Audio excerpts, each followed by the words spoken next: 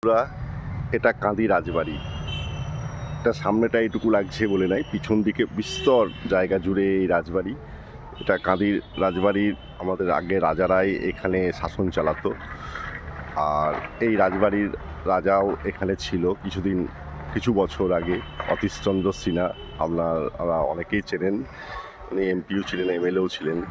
তো এখন তিনি মারা গেছেন, ওনার ছেলেও মারা গেছেন। তো এই রাজবাড়ি থেকেই গোটা কাঁদির শাসন চলতো। তো এখানে রাজারা থাকেন, আর তাদের বংশধর এখন কলকাতাতেই থাকেন, এদিকে আসেন না, আগে অবধি এখানে আসতেন। তো এই বিস্তর রাজবাড়িটা আমাদের কিন্তু কাঁদির একটা এখন ঐতিহ্য হয়ে দাঁড়িয়ে আছে। এখন এখানে অন্যান্য মানুষজন এখানে থাকে, কিন্তু রাজবাড়ির রাজারা এখানে আর তেমন আসে না, ওনাদের পরিবারের লোকজনও এখানে আসে না।